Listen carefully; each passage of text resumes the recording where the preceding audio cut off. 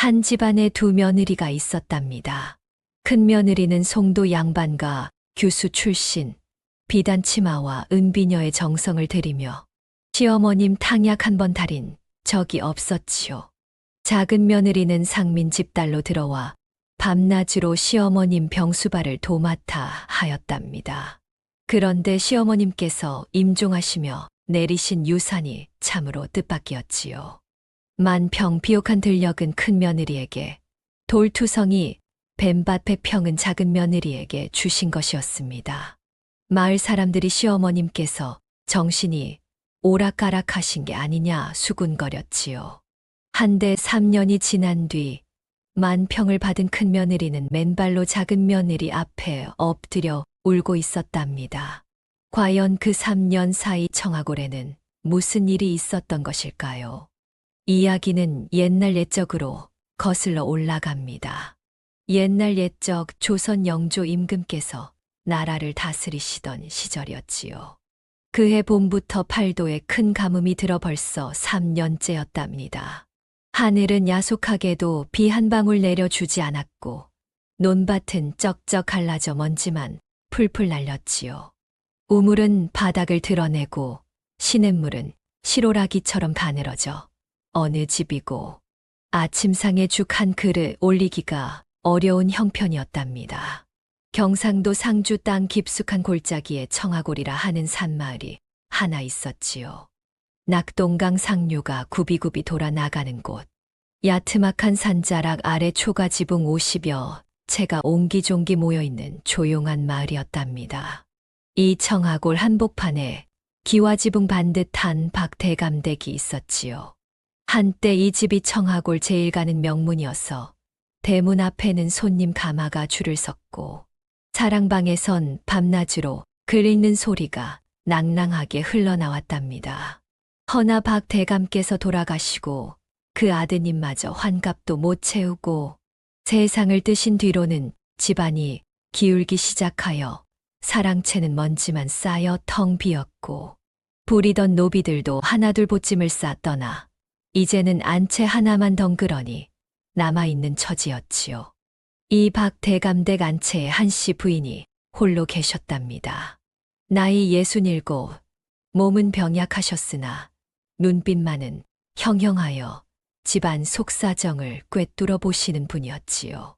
젊은 시절부터 손수 집안 살림을 잡으셨던 분이라 어느 땅이 몇 마지기이고 어느 소작이니 쌀 몇 섬을 올리는지 심지어 아랫마을 우물물맛까지도 다 아시는 분이셨답니다. 한씨 부인께서는 이따금 지팡이 하나 짚으시고 청하골 북쪽 끝 뱀밭 근처까지 산책을 다녀오시곤 하였지요. 무엇을 그리 오래 들여다보고 오시는지 다니만 가만히 그 뒷모습을 바라볼 뿐이었답니다. 그해 6월 어느 오후 한씨 부인 방에서 기침 소리가 길게 이어졌지요. 콜록콜록 콜록. 뒷마당에서 빨래를 널던 막내 며느리 다니가 그 소리를 듣고는 빨랫줄에 적삼을 반쯤 걸쳐둔 채 치마를 움켜쥐고 안채로 달려갔답니다. 어머님, 또 기침이 나시는 것이옵니까? 문을 열어보니 한씨 부인께서 이불을 끌어안으신 채 모로 누워 가쁜 숨을 몰아쉬고 계셨지요.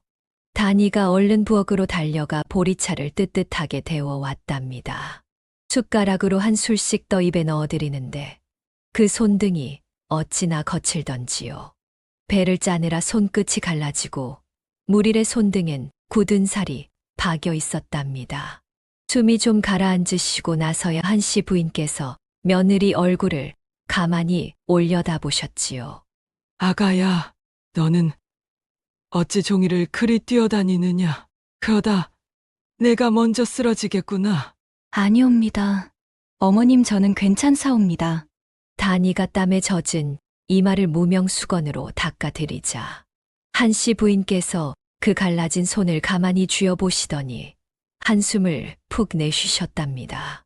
아이고, 26 꽃 같은 것이 이 집 와서 호강 한번 못 해보고 일만 하는구나. 내 아들놈이 몸이 약한 탓에 내가 이 고생이다. 어머님, 그런 말씀 마시어요. 서방님 어서 나으시는 것만이 제가 바라는 일이옵니다. 단이가 고개를 숙이며 희미하게 웃어 보였지요.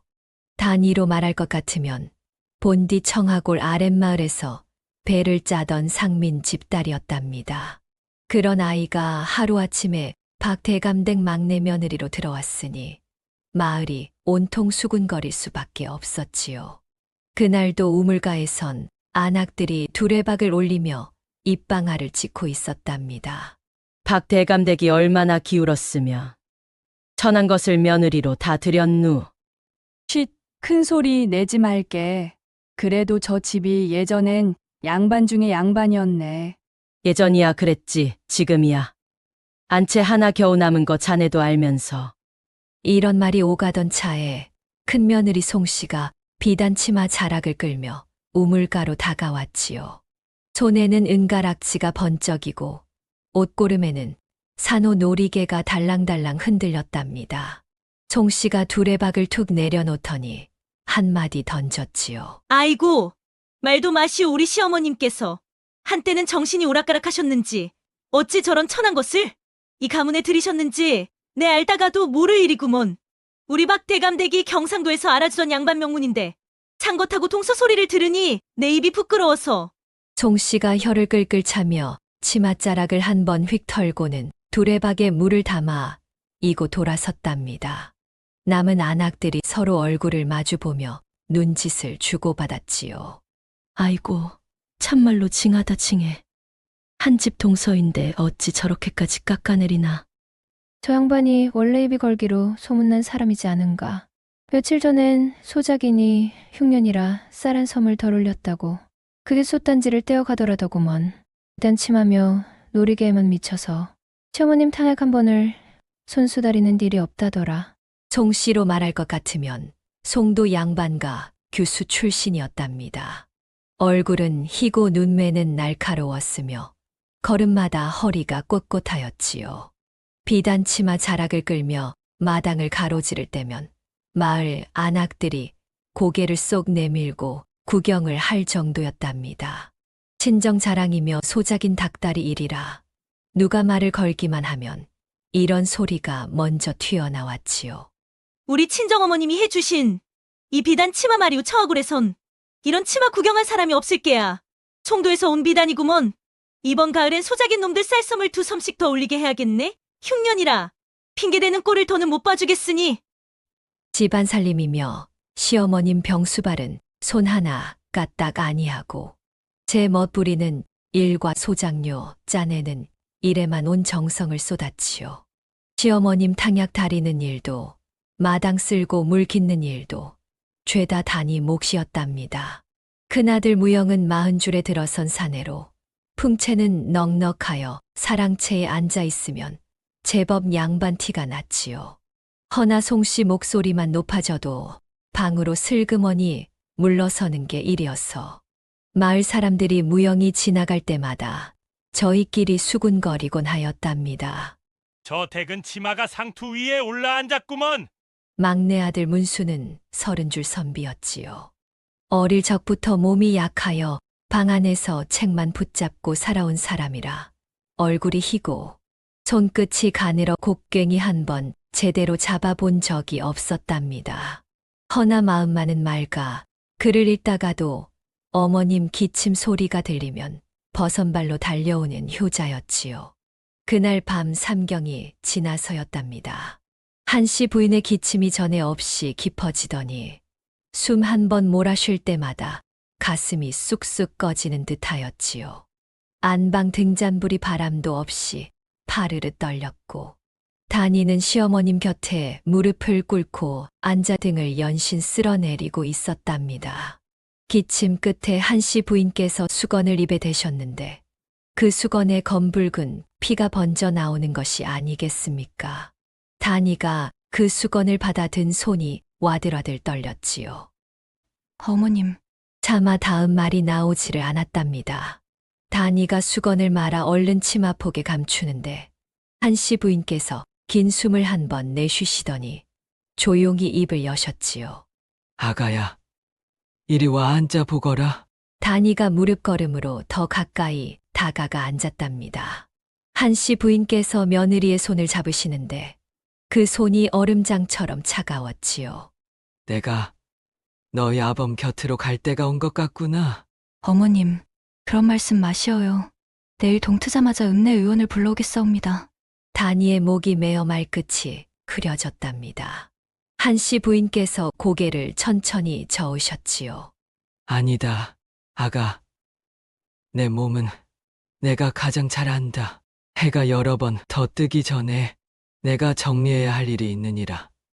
내일 아침 해가 뜨거든 무영이와 큰며느리 그리고 문수까지 모두 이 방으로 불러다오. 이 어미가 식구들 모아놓고 할 말이 있느니라.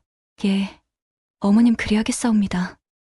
동쪽 하늘이 희붐해질 무렵 안방에는 네 사람이 모여 앉았지요.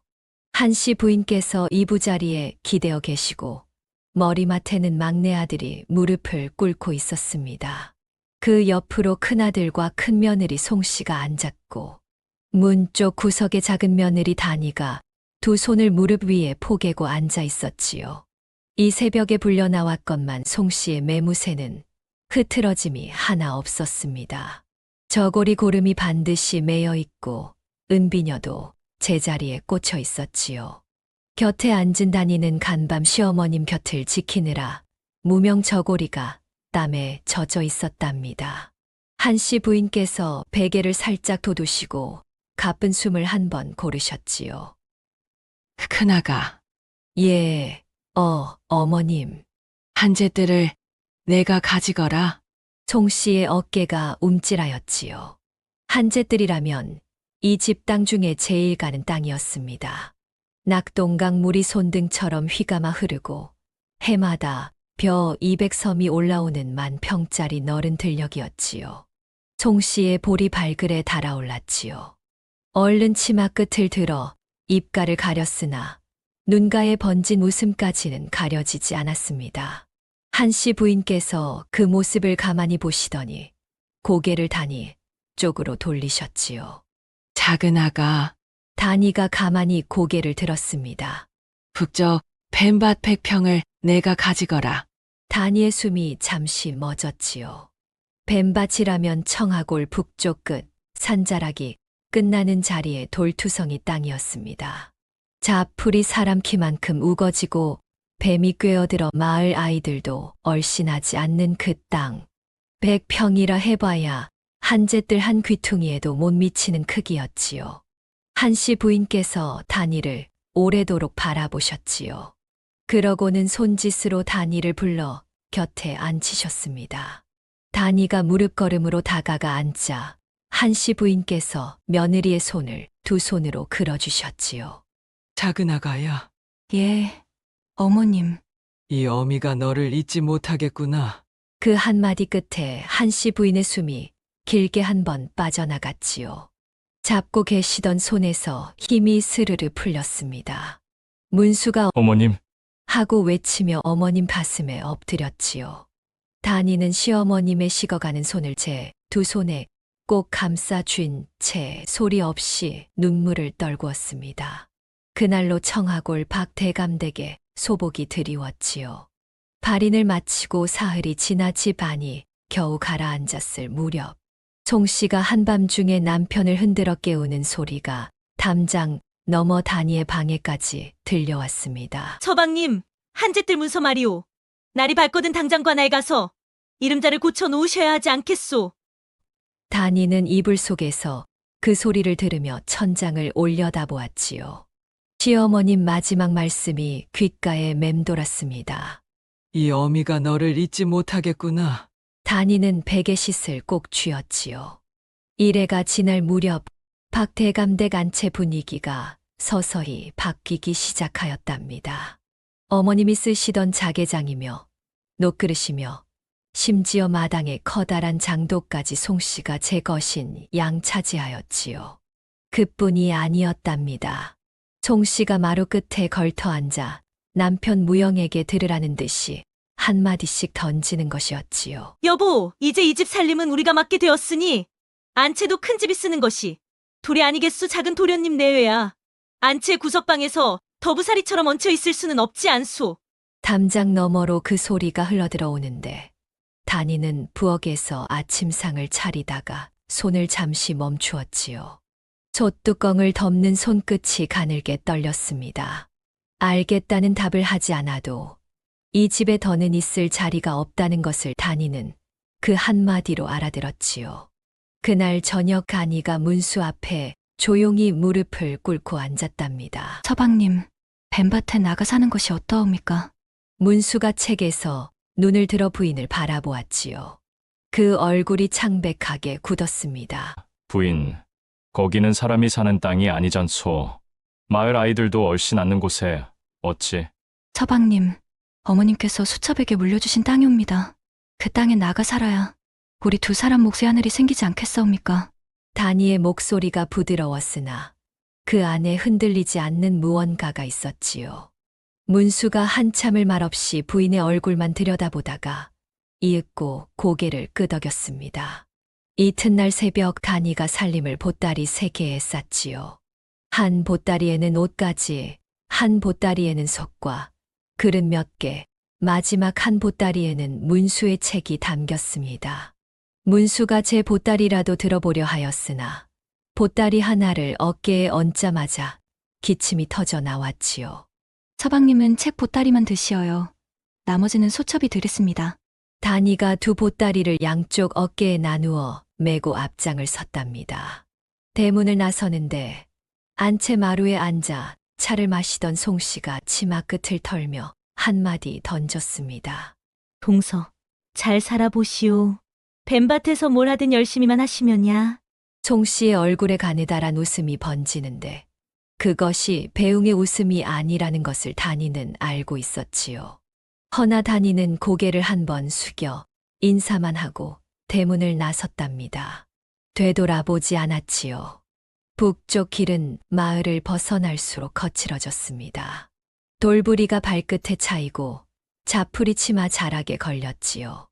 반 시즌쯤 걸었을까 저 멀리 산자락이 끝나는 자리에 허름한 초가 한 채가 눈에 들어왔답니다. 오래 비어 있었는지 지붕은 반쯤 내려앉고 마당에는 사람 키만 한 쑥대가 우거져 있었지요. 여기로구나. 문수가 그 광경을 보고 한숨을 삼켰습니다. 다니가 얼른 보따리를 내려놓고 마당의 쑥대를 두 팔로 헤쳤지요. 쑥대를 헤치고 드러난 뱀밭 땅바닥은 온통 주먹만 한 돌멩이로 덮여 있었답니다. 몇 걸음 안쪽으로 들어가 보니 과연 자풀 사이에 작은 뱀 한 마리가 스르륵 몸을 숨기는 것이 보였지요. 부인, 되돌아갑시다. 여기서 어찌 살겠소? 서방님, 지붕은 고치면 되고 마당은 풀을 뽑으면 됩니다. 하루 이틀에 될 일은 아니지만 사람 손이 닿으면 못 살 땅이 어디 있겠사옵니까? 다니가 저고리 소매를 걷어 올렸답니다. 마당의 쑥대부터 한 주먹씩 뽑아내기 시작하였지요. 그날 밤 두 사람은 주먹밥 하나를 나누어 먹고 이부자리에 들었지요. 비가 오는 것도 아닌데 지붕 틈으로 차가운 바람이 솔솔 새어 들어왔습니다. 다니가 이불을 문수 쪽으로 더 밀어주고는 등을 돌려 눕고 이불깃을 끌어당겼지요. 어둠 속에서 다니의 어깨가 가늘게 들썩이기 시작하였답니다. 울음소리는 나지 않았지만 베개가 조금씩 젖어가고 있었지요. 부인, 미안하오. 이 사람이 몸이 이래. 부인 눈물 마를 날 없이 고생만 시키오. 아니어요. 서방님 소첩이 왜웁니까? 그저 바람이 차서. 다니가 얼른 눈가를 문지르며 돌아 누웠답니다. 문수의 야윈 얼굴을 마주보고 희미하게 웃어 보였지요. 내일부터 한 가지씩 해나가면 되어요. 서방님은 책 보시고 소첩은 밭을 일구고요. 먼동이 트기도 전 다니가 조용히 몸을 일으켰답니다. 문수가 깨지 않게 이불을 살며시 덮어주고 부엌으로 나서는데 마당 한쪽 돌무더기에서 무언가 스르륵 움직이는 기척이 있었지요. 다니가 걸음을 멈추었습니다. 희부연 새벽빛 속에서 손바닥만한 작은 뱀 한 마리가 돌 위로 몸을 길게 뻗고 있었지요. 연초록 빛이 도는 등에 햇살이 슬쩍 비치니 비늘이 잔물결처럼 반짝였답니다. 다니는 저도 모르게 숨을 멈추고 그 자리에 얼어붙었지요. 뱀이 고개를 천천히 돌려 다니를 바라보았습니다. 그 까만 눈이 사람의 눈처럼 맑고 고요하였지요.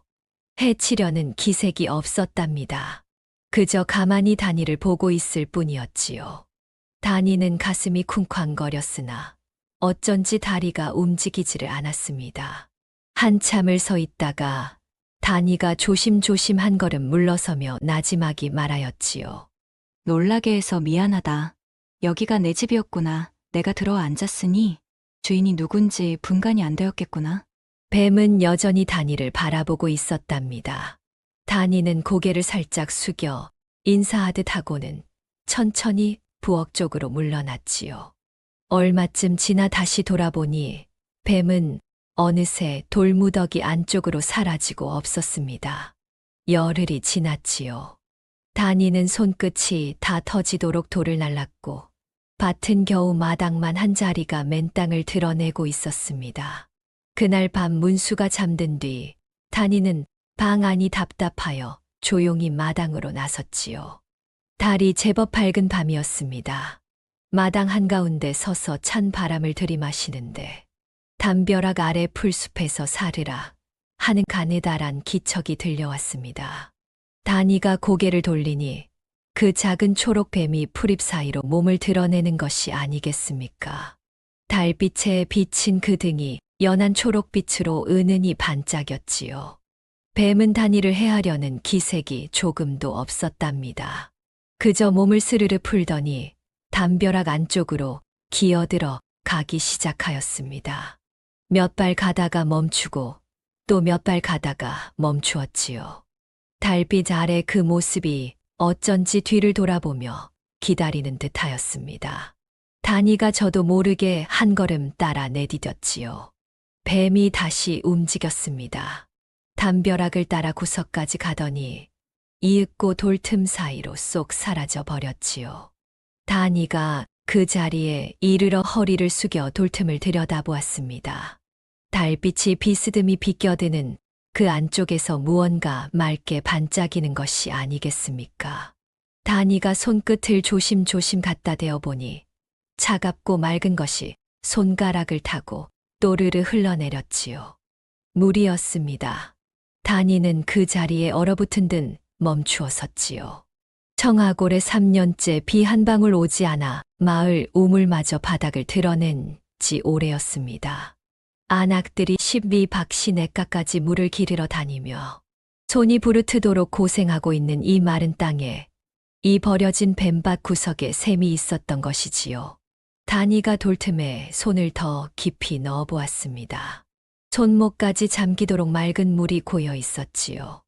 아무도 모르는 물, 아무도 찾지 못한 물이었습니다. 다니가 천천히 몸을 일으켜 마당을 둘러보았지요. 달빛 아래 뱀밭이 조용히 누워 있었습니다. 이 돌투성이 땅이 조금 전과는 다른 얼굴로 보였지요. 시어머님 마지막 말씀이 가슴에 되살아났습니다. 이 어미가 너를 잊지 못하겠구나. 어머님께서 이따금 뱀밭 산책을 다녀오시던 그 뒷모습이 다니의 머리에 어렴풋이 떠올랐지요. 어머님께서는 알고 계셨던 것일까? 다니의 손끝에 아직 남아있는 물기가 차갑게 얼어 있었답니다. 날이 밝자 다니는 샘 앞으로 다시 나가보았지요. 돌틈 안쪽에 손바닥만 한 옹달샘이 맑게 고여 있었습니다. 다니가 바가지로 한 번 물을 떠 담았지요. 그런데 허리를 펴고 돌아보니 퍼낸 자리에 물이 다시 차올라 있는 것이었습니다. 방금 전과 똑같은 높이였지요. 많이 떠도 꼭 한 바가지 남짓, 적게 떠도 한 바가지 남짓. 샘이 스스로 제 몫을 지키고 있는 듯하였습니다. 문수를 불러보였지요. 문수도 한참 들여다보고는 입을 다물지 못하였습니다. 이 가뭄의 샘이라니 귀신이 곡할 노릇이었지요. 어머님께서 아셨던 게 아닐까요, 서방님? 문수가 고개를 끄덕였지요. 어머님 마지막 말씀이 두 사람 가슴에 같이 되살아났습니다. 그날부터 다니의 살림에 숨이 돌았지요. 아침에 한 바가지 떠서 밥을 짓고 저녁에 한 바가지 떠서 국을 끓였습니다. 밭에 물도 줄 수 있었지요. 참말 신기한 것은 샘물의 맛이었지요. 차갑고 달아 그 물로 지은 밥은 윤기가 자르르 흘렀고 국은 맑고 깊었습니다. 문수가 이 물을 마신 이래째부터 아침 기침이 뚝 멎었지요. 단이는 그걸 보고 부뚜막 뒤에서 조용히 눈물을 훔쳤습니다. 밭에도 신기한 일이 이어졌지요. 심은 콩이 사흘 만에 새끼 손가락만큼 자라고 이래째엔 무잎이 제법 넓게 펴졌습니다. 청아골 다른 밭은 가뭄에 쩍쩍 갈라져 먼지만 푹푹 나는데 뱀밭 한 귀퉁이에서만 초록이 번져갔지요. 그 초록을 지키는 이가 또 있었습니다. 마당의 초록뱀이었지요. 단이가 새벽마다 샘에 나오면 뱀은 돌무더기 위에 몸을 따리 틀고 있었답니다. 단이를 보면 고개를 한번 들었다 내렸다. 그게 인사였지요. 처음엔 멈칫하던 단이도 이래가 지나자 잘 잤느냐? 한마디 건네고 물을 뜨는 사이가 되었습니다. 그러던 어느 날이었습니다. 뱀밭 앞을 지나가던 아랫마을 안아기 걸음을 딱 멈추었지요. 담장 너머로 고개를 길게 빼더니 입을 떡 벌렸습니다. 아니, 이 가뭄에 저게 뭐여? 담장 안이 온통 초록이었지요. 말은 금세 돌았습니다. 우물가에서 방앗간으로, 방앗간에서 장터로, 장터에서 저작거리까지. 뱀밭 작은 댁에 수가 났다더라. 그 돌밭에서 푸성귀가 난다는구먼. 이 가뭄에 말도 안 되지. 내 눈으로 보고 오마. 소문이 한제뜰 저택에 닿은 건 이튿날이었지요. 하녀가 저녁상을 들이며 슬쩍 말을 꺼냈습니다. 마님, 장에서 들으니 뱀밭 작은 댁에 뭔 수가 났답디다. 그 돌밭에서 푸성귀가 자란다고요. 송씨가 젓가락을 탁 내려놓았지요. 뭐라? 뱀밭에서 푸성기? 송씨가 며칠을 궁리 끝에 몸종 순분을 불렀습니다. 순분아, 내 내일 새벽에 뱀밭으로 가거라. 담장 너머로 숨어. 그 집 마당을 샅샅이 뜯어보고 오너라 그 집에 무슨 수가 있길래? 이 가뭄에 저리 푸른지 뭐라도 알아와 했을 것이 아니냐. 이튿날 새벽 순분이 뱀밭 담장에 붙어 숨을 죽였지요. 똥도 트지 않은 어둑한 시각이었습니다.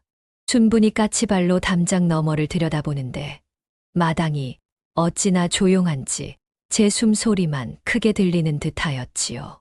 한참을 노려보아도 사람 그림자 하나 없었습니다. 순분이 좀 더 가까이 보려고 담장 위로 고개를 쑥 내미는 그 순간이었지요. 담장 안쪽 돌무더기 위에서 스르르 하는 소리가 들리는 것이 아니겠습니까? 순분이 고개를 그쪽으로 돌리는데 어둠 속에서 어른 팔뚝보다 굵은 초록뱀 한 마리가 돌 위로 몸을 길게 고추 세우고 있었지요. 까만 눈 두 개가 어둠을 가르고 순분의 얼굴을 똑바로 바라보고 있었습니다. 그 눈빛이 어찌나 또렷하던지 사람의 것 같았지요. 뱀이 혓바닥을 한 번 날름하더니 머리를 순분 쪽으로 한 뼘 가까이 내밀었습니다. 어이구머니나! 순분이 그만 비명을 지르며 담장에서 굴러떨어졌지요. 흙먼지를 일으키며 일어선 순분은 신발 한 짝이 벗겨지는 것도 모른 채 마을 쪽으로 다름질을 쳤습니다. 뒤를 한번 돌아보니 거대한 그림자는 어느새 사라지고 작은 초록뱀 한 마리가 담장 위 돌무더기에 따리를 틀고 까만 눈을 반짝이고 있었지요. 한제뜰 저택으로 돌아온 순분이 마님 앞에 엎드려 떨리는 목소리로 고하였습니다. 마님, 그 집에 요물이 있사옵니다. 사람만 한 뱀이 마당을 지키고 있어 도무지 안을 들여다볼 수가 없었사옵니다. 송씨의 얼굴이 헬쑥하게 굳었지요.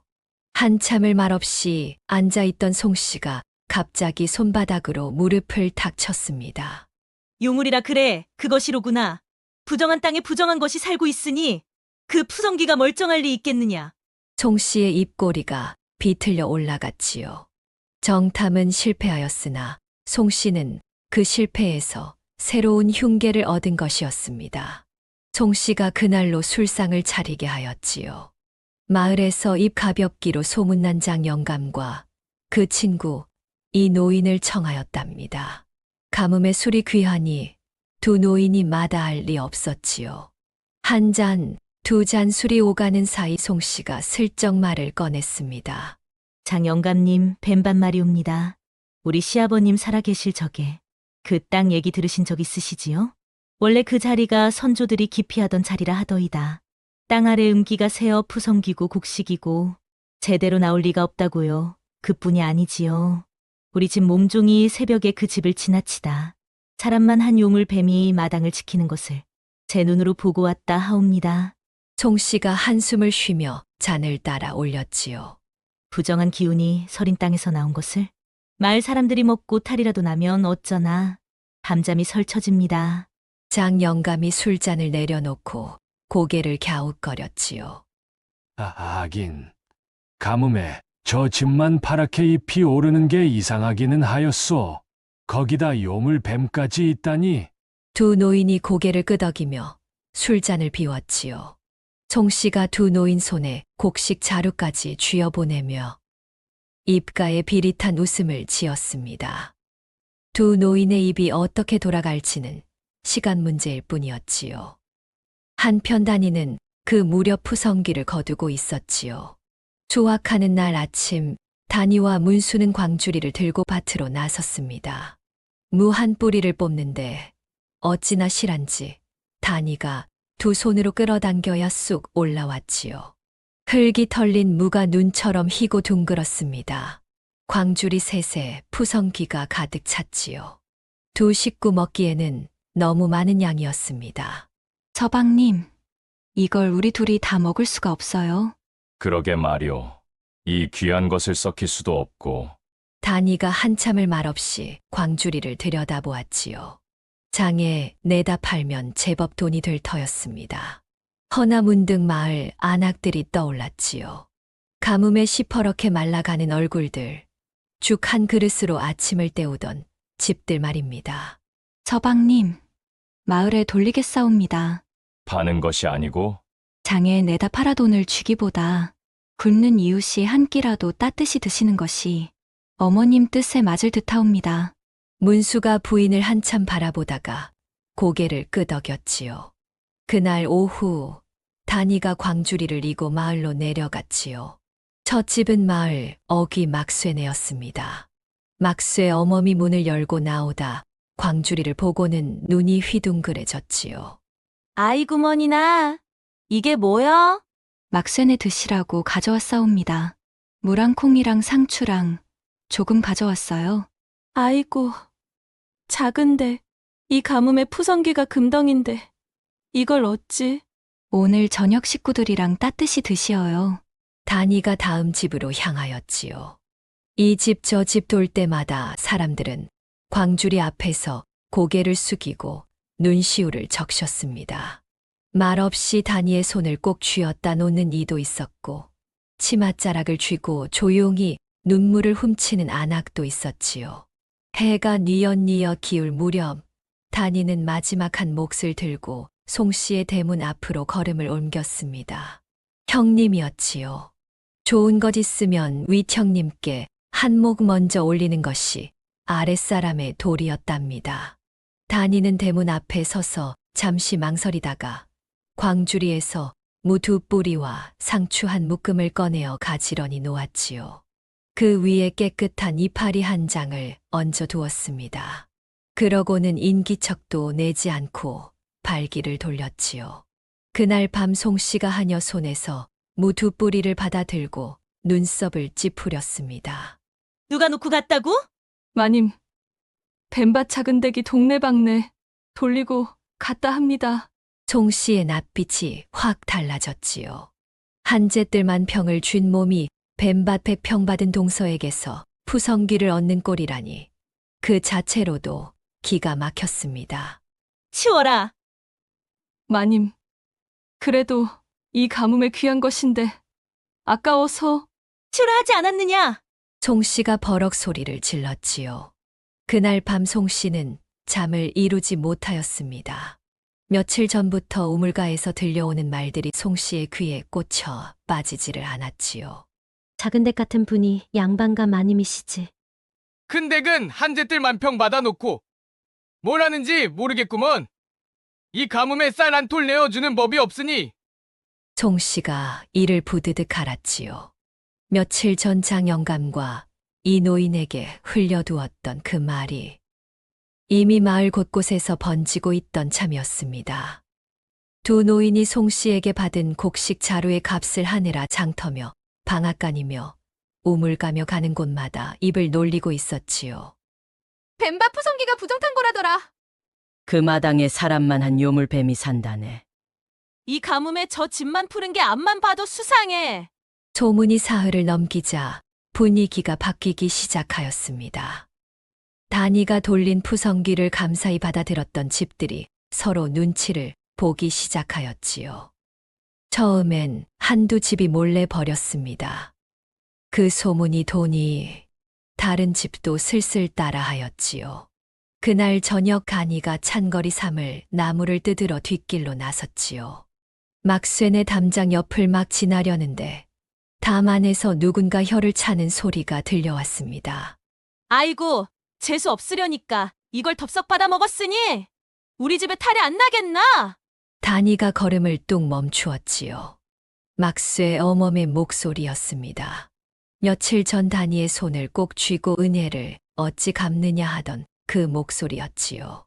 담장 너머에서 무언가 툭 하고 바닥에 떨어지는 소리가 났습니다. 이어서 발로 차는 소리, 상추가 짓밟히는 바스락 소리가 뒤따랐지요. 단이가 담벼락에 손을 짚고 까치발로 안쪽을 들여다보았지요. 쓰레기 더미 옆에 무한 뿌리가 나뒹굴고 있었습니다. 눈처럼 희고 둥글던 그 무였지요. 단이가 두 손으로 쑥 뽑아 올렸던 막쇠 어멈 앞치마에 올려주던 그 무였습니다. 클바닥에 짓밟힌 상추잎 몇 장이 그 옆에 뭉개져 있었지요. 단이의 다리에 힘이 풀렸습니다. 담벼락에 짚고 있던 손이 스르르 미끄러져 내렸지요. 집에 돌아오는 길, 단이의 발걸음이 자꾸 꺾였습니다. 살인문을 밀고 들어서는데 끝내 다리에 힘이 풀려 마당에 털썩 주저앉았지요. 문수가 방문을 열고 나왔습니다. 부인 왜 그러시오? 서방님 소첩이 돌린 것이 버려져 있었사옵니다. 막쇠네가. 단이가 끝내 울음을 터뜨렸습니다. 뱀밭에 옮겨온 뒤로 이를 악물고 참아온 눈물이었지요. 문수의 손이 부들부들 떨렸지요. 어느 놈의 짓이오? 어느 놈이 감히 부인의 정성을? 서방님, 한 집이 아니에요. 한두 집이 아니에요. 문수가 주먹을 꽉 쥐었습니다. 허나 어디 가서 따지겠습니까? 버려진 푸성기를 들고 간들 아니라고 발뺌하면 그만이었지요. 문수가 단이 옆에 주저앉아 부인의 어깨를 가만히 감싸 안았습니다. 그날 밤 문수가 잠든 뒤 단이는 조용히 마당으로 나섰지요. 풀숲에서 사르락 소리가 났습니다. 그 작은 초록뱀이 몸을 스르르 풀어 단이 쪽으로 다가오더니 단이의 치맛자락에 몸을 살며시 기대었지요. 단이가 손을 내밀어 그 등을 조심조심 쓰다듬어 보았습니다. 너는 내 편이구나. 단이의 눈에서 다시 눈물이 방울져 떨어졌습니다. 한편 송 씨는 마을에 부정 소문이 돌아도 뱀밭이 여전히 푸르게 자라고 있는 것을 보고 속이 터졌지요. 가뭄이 깊어져 청하골에 이밭 저밭 이파리가 누렇게 말라가는데 담장 하나 사이에 둔 뱀밭만은 초록이 날로 짙어졌습니다. 춘분에게 들은 정탐 결과가 머릿속을 떠나지 않았지요. 사람만 한 뱀이 마당을 지킨다 하였으나 송 씨는 그 뱀이 진짜 요물인지 한낱 미물인지 제 눈으로 봐야 직성이 풀릴 것 같았습니다. 그러던 차에 한 가지 흉계가 머리를 스쳤지요. 춘분아, 그 마당 한쪽에 샘이 하나 숨어있다 들었다. 그게 그 밭이 푼 까닭이라더라. 그 샘 하나만 메워버리면 그 푸른 빛도 한순간에 사그라질 것이 아니냐. 마님. 남의 집 샘을 어찌. 이것이 어스 말대꾸야 시키면 시키는 대로 할 일이지. 몸종 주제에 무슨 말이 많으냐? 송 씨가 눈을 부라리니 순분이 고개를 푹 숙였지요. 더는 입을 떼지 못하였습니다. 금은 밤이었지요. 하늘에 달이 숨고 구름이 낮게 깔려 한자 앞도 보이지 않을 만큼 어둠이 짙었습니다.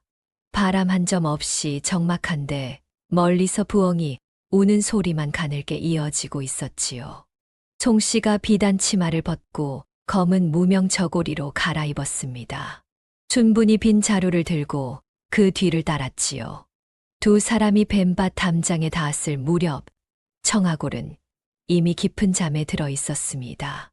순분이 먼저 담을 넘어 안쪽에서 송 씨를 받아 내렸습니다. 송 씨가 마당에 발을 딛는데 신발 밑으로 자갈이 서걱하고 밀렸지요. 풀벌레 소리조차 오늘따라 잦아들어 있었습니다. 저쪽이 옵니다. 마님 담벼락 아래 그 돌틈. 순분이 소리를 죽여 속삭였습니다. 송 씨가 발끝으로 살금살금 걸음을 옮겨 돌무더기 앞에 쪼그려 앉았지요.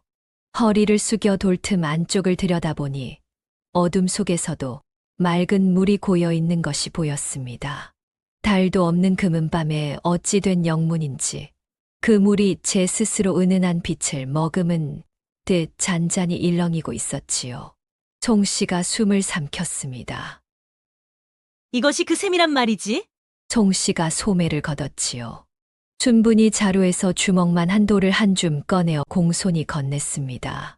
송 씨가 그 돌을 받아 들고 샘 위로 팔을 치켜드는데 손끝이 제 마음대로 움직이지 않고 잘게 떨렸지요. 팔을 내리치려는 바로 그 순간이었습니다. 샘 위 돌무더기 위쪽에서 스르륵 하는 소리가 나는 것이 아니겠습니까? 송 씨가 팔을 치켜든 그대로 굳었습니다. 어둠 속에서 무언가 길게 몸을 풀며 천천히 고개를 들어 올리고 있었지요. 까만 눈 두 개가 어둠을 가르고 선명히 빛나는데 그 눈빛이 사람의 것처럼 또렷하였습니다. 초록 뱀이었지요. 평소엔 손바닥만 하던 그 작은 뱀이 금은밤 어둠 속에서 어른 팔뚝보다 굵게 몸을 부풀려 비늘 하나하나가 은은한 빛을 내며 돌무더기 위에 몸을 고추 세웠습니다. 고개가 한 뼘, 두 뼘, 세 뼘 점점 높이 올라오는데 그 몸통이 어둠 속에서 어찌나 길게 보이던지 송 씨의 숨이 콱 막혔지요. 뱀이 송 씨 쪽으로 몸을 기울였습니다. 한 걸음 거리에서 까만 눈이 송 씨의 얼굴을 똑바로 쳐다보는데 혓바닥이 날름 허공을 가르더니 송 씨의 콧등이 닿을 듯이 가까이 다가왔지요. 어이구머니나. 순분이 자루를 놓치고 풀썩 주저앉았습니다. 송 씨는 목구멍에서 비명이 나오려는데 소리가 터지지 않았지요. 쥐고 있던 돌을 떨어뜨리는데 손끝이 얼어붙은 듯 펴지질 않았습니다. 사람 살려. 송 씨가 엉덩방아를 찌우며 뒷걸음질을 쳤습니다. 순분이 그제야 정신을 차리고 송 씨의 팔을 끌어당겼지요. 두 사람이 허둥지둥 담장 쪽으로 다름질 쳤습니다. 송 씨가 담을 넘다가 치맛자락이 담장 모서리에 걸려 찢어지는 것도 모른 채 그대로 떨어져 내렸지요. 먼동이 틀 무렵 다니가 바가지를 들고 마당으로 나섰지요. 샘가에 다가가던 다니의 걸음이 멈칫하였습니다. 돌무더기 옆에 웬 주먹만 한 돌 몇 개가 흩어져 있었고 그 옆에 고운 헝겊 조각 하나가 떨어져 있었지요. 그런데도 샘은 멀쩡히 맑은 물을 고이 담고 있었습니다. 돌 한 알샘에 들어가지 않은 것이었지요. 다니가 고개를 들어 돌무더기 위를 바라보았습니다. 작은 초록뱀이 여느 때처럼 따리를 틀고 앉아 까만 눈을 반짝이고 있었지요. 밤새 자리를 지킨 듯 비늘에 이슬이 얹혀 있었습니다. 다니가 그 앞에 쪼그려 앉아 손을 내밀어 뱀의 등을 한번 가만히 쓸어 주었지요. 내가 지켜주었나 보구나. 어젯밤에 무슨 일이 있었는지 모르겠으나 내가 없었으면 큰일이 났을지도 모르겠다. 고맙다. 뱀이 고개를 한번 가만히 숙였다 들었습니다. 대답이라도 하는 듯하였지요. 금은밤이 지나고 송 씨가 한제뜰 저택 안방에서 이불을 휘감은 채 부들부들 떨고 있었지요. 이마가 어찌나 뜨거운지 손을 대면 데일 지경이었습니다. 어이구 머니나. 그 눈이 아직도. 송 씨가 헛소리를 지르며 이불자락을 움켜쥐었습니다. 무영이 읍내의원을 불러 약을 지어 와도 송 씨는 숟가락 잡을 힘조차 없었답니다. 그 무렵 청하골 가을은 바닥을 드러냈지요. 평소 송 씨가 소장료를 짜내며 인정사정 없이 굴던 대가가 이제야 돌아오고 있었습니다. 한제뜰만 평에 벼 이삭이 겨우 몇 가마니 올라올 뿐 소작인들은 흉작 핑계에 제 식구 먹을 것 챙기기 바빠 곳간에 쌀 한 섬 올리지 아니하였답니다. 송 씨가 아끼던 비단침하며 산호놀이개며 은가락지 한 쌍까지 하나하나 장터에 내다 팔아 죽 몇 끼를 끓이는 처지가 되었지요.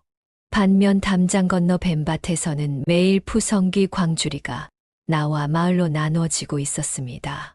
한 번 부정소문에 흔들렸던 마을 사람들도 가뭄이 더 깊어지자 결국 단위의 푸성귀로 죽을 끓여야 했지요. 사람들이 우물가에 모여 혀를 차며 주고받는 소리가 송씨 귀에까지 흘러들어왔습니다. 한제뜰 만평이 뱀밭 100평만도 못하구먼. 양반댁이고 뭐고?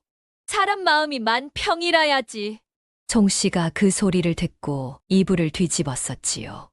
금음이 또 한 번 돌아온 밤이었습니다.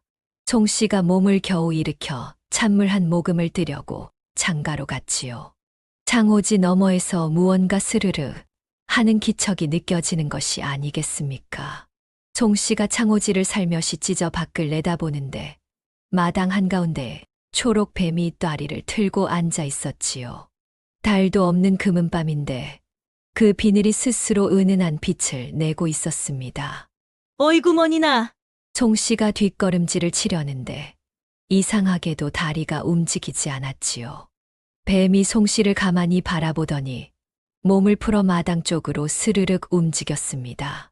한자 가다 멈추고 또 한자 가다 멈추었지요. 송씨를 기다리는 모양새였습니다. 송씨가 홀린 듯 신을 끌고 마당으로 나섰습니다.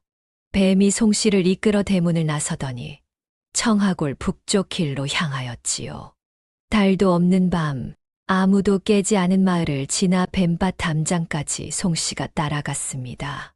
뱀이 담장 아래 한 자리에서 멈추더니 고개를 들어 그 안쪽 돌무더기 옆 옹달샘을 가리키는 듯하였지요. 송씨가 담장 너머로 허리를 숙였습니다. 옹달샘의 맑은 물이 금은밤 어둠 속에서도 은은히 빛을 내고 있었지요. 그 물 위에 송씨의 얼굴이 비쳤습니다. 그런데 얼굴만 비친 것이 아니었지요. 물이 맑은 거울처럼 송씨가 지나온 날들이 그 안에 어른어른 떠오르기 시작하였습니다. 시어머님이 피를 토하시던 밤, 다니가 밤새 등을 쓸어들이는 동안 송씨는 제 방에서 비단 치마를 다림질하고 있던 제 모습이 떠올랐지요. 장 영감에게 술상을 차려 뱀밭이 부정 탔다. 속삭이던 제 목소리가 귓가에 울렸습니다. 금은밤 돌을 움켜쥐고 옹달샘을 메우려 팔을 치켜들던 제 손이 물 위에서 부들부들 떨렸지요. 송씨의 눈에서 뜨거운 것이 치밀어 올랐지요. 한 장면 한 장면이 물 위에 펼쳐질 때마다 숨이 콱콱 막혔습니다. 송씨가 고개를 들렸는데 담장 아래 초록뱀의 까만 눈 두 개가 송씨를 지그시 바라보고 있었지요. 그 까만 눈이었습니다. 깊고 맑고 어딘가 서글픈. 송씨가 그 눈을 마주하는 순간 시어머님 임종하시던 그 눈빛이 겹쳐 보이는 것이 아니겠습니까? 이부자리에서 며느리의 손을 그어주시던 그 눈, 다니에게 뱀밭을 주시며 오래도록 바라보시던 그 눈이었지요. 어머님! 송씨가 비명을 삼키며 뒷걸음질을 쳤습니다. 다리에 힘이 풀려 그 자리에 풀썩 주저앉았지요. 신발이 벗겨지는 줄도 모르고 송씨는 그대로 일어나 다름질을 쳤습니다. 청하골 북쪽 길을 맨발로 내달리는데 발바닥에 돌부리가 박혀도 송 씨는 멈추지 못하였지요.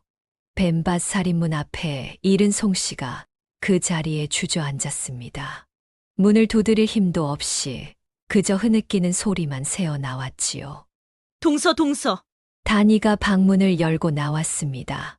살인문 앞에 앉아 있는 송 씨를 보고 깜짝 놀랐지요. 맨발의 저고리가 풀어지고 머리는 헝클어진 모습이었습니다. 형님, 이 밤에 어찌? 송 씨가 다니의 얼굴을 보더니 입이 떨어지지 않는지 한참을 하다가 끝내 고개를 푹 떨구고 말았지요. 두 손으로 제 얼굴을 가리고 어깨를 들썩였답니다. 동서, 내가 그 한마디가 다였습니다. 그 다음 말이 나오지 않았지요. 송 씨는 그저 흐느끼기만 할 뿐 무엇을 잘못했다는 것인지, 왜 한밤중에 여기까지 왔는지 도무지 입을 열지 못하였습니다.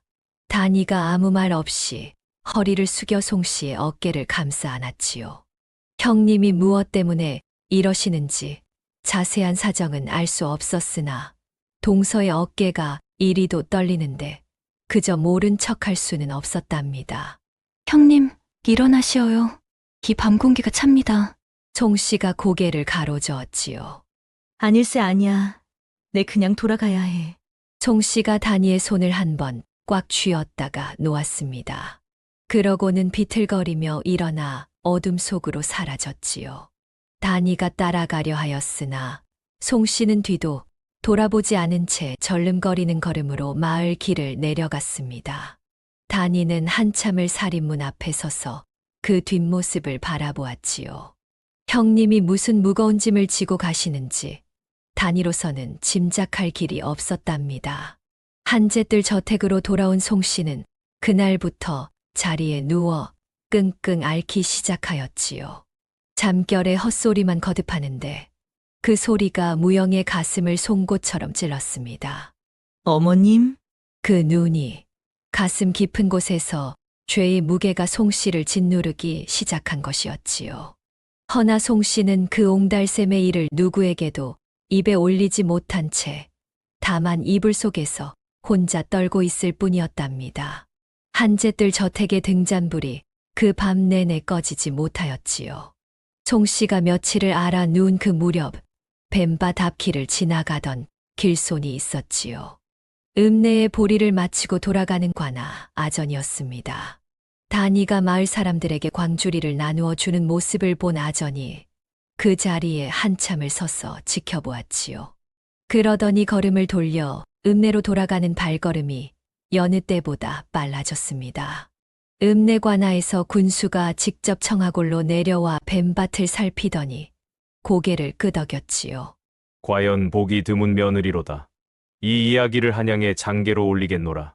허나 군수가 청하골에 내려와 본 것이 다니의 효행만이 아니었답니다. 마을 사람들 입이 한 번 풀리고 나니 그동안 묻혀있던 일들이 줄줄이 군수 귀에 들어간 것이지요.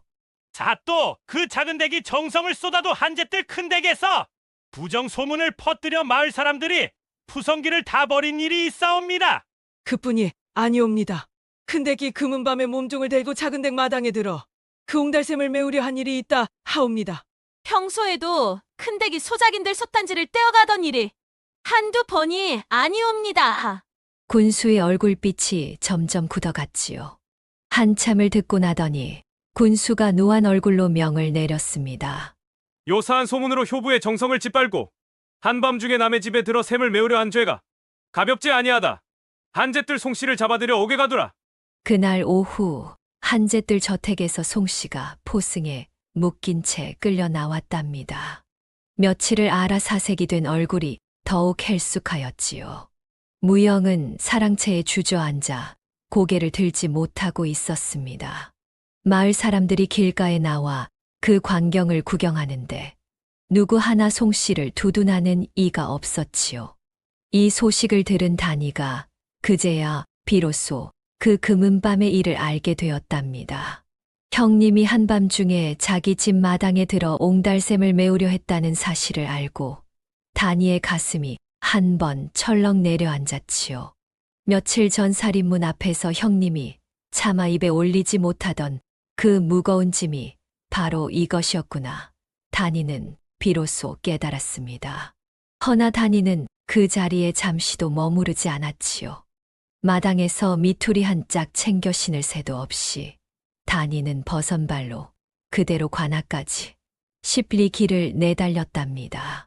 관아 마당에 닿은 다니가 군수 앞에 그대로 엎드렸지요. 이마를 흙바닥에 조아리고 두 손을 모았습니다. 찻도 청하옵건대 형님을 용서하여 주시옵소서. 군수가 눈을 부릅뜨고 다니를 내려다보았지요. 작은댁, 이 자가 그대를 해하려 한 자가 아니더냐? 이 자를 살려두면 그대 또한 마음이 편치 않을 터인데. 찻도 형님께서 옥에 계시면 소첩이 혼자 어머님 뜻을 다 받들 수가 없사옵니다. 어머님께서 두 며느리 다 곁에 두고 가셨사옵니다. 한 사람이라도 빠지면 어머님 뜻이 반쪽이 되어 버리옵니다. 부디 용서하여 주시어요. 다니의 이마에서 흙바닥에 눈물 자국이 번져나갔지요. 포승에 묶인 송씨가 그 광경을 보고 다리에 힘이 풀렸습니다.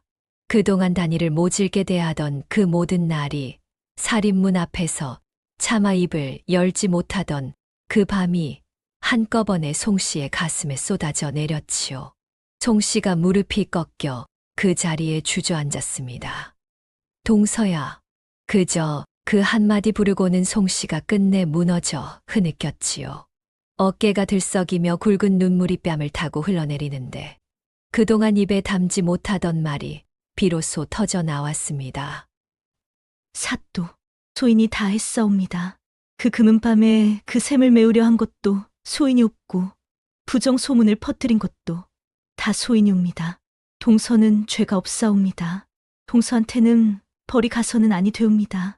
송씨가 흙바닥에 이마를 조아리며 통곡하였지요.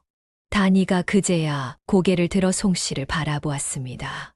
두 동서가 관아 마당 한가운데서 나란히 엎드린 채 울고 있는데 그 광경에 마을 사람들도 함께 눈시울을 붉혔지요. 군수가 한참을 말없이 두 사람을 내려다보다가 이윽고 길게 한숨을 내쉬었습니다. 과연 한씨 부인께서 키우신 며느리들이로다. 한 사람은 죄를 짓고도 끝내 동서를 감싸고 한 사람은 해를 입고도 동서를 살리려 하니 이만한 자매의 정이 어디 있으랴. 송씨를 풀어주어라. 다만 앞으로의 행실은 작은댁이 책임지고 살피야. 예, 사또 받들겠사옵니다. 포승이 풀린 송씨가 다니 앞에 그대로 무릎을 꿇었지요. 다니가 얼른 무릎걸음으로 다가가 송씨를 부축해 일으키려 하는데 송씨는 다니의 손을 두 손으로 꼭 잡고 놓지 못하였습니다. 아이고, 동서. 그 한마디 외에는 다른 말이 나오지 않았지요. 다니도 송씨의 손을 마주 잡고 가만히 고개를 끄덕였답니다. 두 동서가 관아 마당을 나란히 걸어 나오는데 마을 사람들이 길가에 늘어서서 그 모습을 지켜보았지요. 누구 하나 입을 떼지 못하였답니다. 다만 어떤 늙은이가 가만히 혼잣말로 저것이 사람의 돌이지. 하고 중얼거렸을 뿐이었지요. 이 일 또한 군수의 장계에 함께 올랐답니다. 다니가 가뭄의 마을을 살린 효행에 더해 자기를 해하려 한동서까지 감싸 안은 의로움까지 한양으로 한 번에 올라간 것이었지요. 한 달 만에 한양에서 관원이 내려와 뱀밭 살인문 앞에 서더니 붉은 두루마리를 펼쳐 낭독하였지요. 청하골 박씨 단위를 권농관에 봉하노라. 농사를 권하고 백성을 구제하매 그 공을 기려 기와집 한 채와 녹봉을 내리노라. 마을 사람들이 살인문 앞에 몰려와 환호하였지요. 다니가 어머님 돌아가신 뒤 처음으로 활짝 웃었습니다. 문수가 부인의 손을 잡고 눈시울을 적셨지요. 다니가 새로 받은 기와집으로 들어가던 날, 다니가 송씨와 무영 부부를 불렀습니다. 형님, 아주버님, 이 집에서 저희 내외와 함께 사시어요. 한 집안 식구가 뿔뿔이 흩어져 어찌 살겠사옵니까? 동서, 내가 무슨 낯으로 자네 집에. 형님, 그런 말씀 마시어요. 형님은 이 집안 큰 며느리시옵니다. 안방은 형님께서 쓰시어요. 송씨가 그 말에 끝내 무너져 내렸지요. 송씨가 다니의 손을 잡고 한참을 흐느낀 뒤 말하였습니다. 동서, 내가 자네에게 해준 것이 아무것도 없는데 이리 윗사람으로 대접받으니 내가 죄가 무거워 견딜 수가 없네. 형님, 윗사람을 윗사람으로 모시는 것이 아랫사람 도리옵니다. 어머님께서 늘 그리 가르쳐 주셨지요. 소첩은 그저 어머님 뜻을 따를 뿐이어요. 권농관이 된 단이는 뱀밭 옹달샘의 물기를 터서 한제뜰 만평까지 이어 놓았습니다. 마른 논에 물이 흐르니 이듬해 봄 한제뜰의 푸른 벼싹이 다시 돋아났지요. 단이가 소작인들에게 소작료를 가볍게 하고 농사법을 일러주니 한제뜰만 평이 다시 청하골 제일가는 들녘으로 돌아왔습니다. 어느 날 우물가에 모인 마을 안악들이 두레박을 올리며 이런 이야기를 주고받고 있었지요. 한씨 부인께서 참말로 기쁘셨어. 두 며느리에게 그리 다른 땅을 주신 게 다 뜻이 있으셨던 게야. 그러게 말일세 큰 며느리에겐 가진 걸 더 많이 가지게 하셔서 사람이 가진 것만으로는 행복할 수 없다는 걸 깨닫게 하시고 작은 며느리에겐 아무것도 없는 땅을 주셔서 그 정성으로 무엇이든 일으킬 수 있다는 걸 보여주신 것이 아니겠는가. 그뿐인가 내 듣기로 한씨 부인께서 살아 계실 적에 그 뱀밭 근처를 자주 다녀오셨다더구먼. 그 옹달샘이 거기 있는 줄 진작에 아셨던 게야. 작은 며느리한테 살 길을 미리 마련해 두신 게지. 하긴 그렇지. 두 며느리 다 곁에 두고 가시면서 한 사람도 잃지 않으려 하셨던 게야. 큰 며느리에겐 깨달을 기회를, 작은 며느리에겐 살아갈 자리를. 이만한 어머님이 어디 있겠나 가시고도 두 며느리를 다 살리신 게야. 장독대 너머로 그 말을 듣고 있던 단이가 가만히 고개를 숙였지요. 옆에서 빨래를 널던 송씨도 손을 멈추고 한참을 그 자리에 서 있었습니다. 두 동서의 눈가에 함께 눈물이 어렸지요. 그해 여름이었지요. 3년을 애태우던 하늘이 드디어 구름을 모았습니다. 청하골 온 마을에 주룩주룩 단비가 쏟아져 내렸지요. 아이들이 마당으로 뛰어나와 입을 벌리고 빗방울을 받아 먹었고 어른들은 처마 밑에서 눈시울을 붉혔습니다. 비겐 이튿날 단이와 송씨가 나란히 시어머님 묘소 앞에 섰지요. 두 동서가 함께 깊이 절을 올렸습니다. 단이가 묘비 앞에 가만히 속삭였지요. 어머님 뜻대로 모두가 살 길을 찾았사옵니다. 송씨가 그 옆에서 소리 없이 흐느끼며 고개를 끄덕였습니다. 바람이 한 번 일어 묘소 앞 들풀이 일제히 흔들렸지요. 그날 이후로도 뱀밭 옹달샘은 마르지 않았답니다. 담벼락 돌무더기 위에서는 그 작은 초록뱀이 오늘도 까만 눈을 반짝이며 그 자리를 지키고 있었지요. 예로부터 이르기를 지성이면 감천이라 하였지요. 지극한 정성은 하늘을 움직인다는 뜻이옵니다. 단이가 뱀밭 배평에 3년을 정성을 쏟아 마을을 살리고 가뭄을 이겨낸 이야기가 바로 이러하였습니다. 복은 주어지는 것이 아니라 제 손에 쥔 것을 어떻게 쓰느냐에 달려있고 같은 기회도 사람에 따라 삶이 갈리는 법이랍니다. 자, 오늘 옛날 이야기 야담집의 이야기는 여기까지입니다. 다들 어떻게 보셨나요? 어디에서 시청하고 계신지, 오늘 이야기가 마음에 닿은 부분이 있으실지 댓글로 자유롭게 남겨주시면 따뜻하게 인사드리겠습니다. 지혜와 교훈은 나누면 배가 된답니다. 옛날 이야기 야담집의 다음 이야기가 이어질 수 있도록 구독과 좋아요로 작은 응원을 보태주세요. 그럼 오늘도 편안한 하루 보내세요.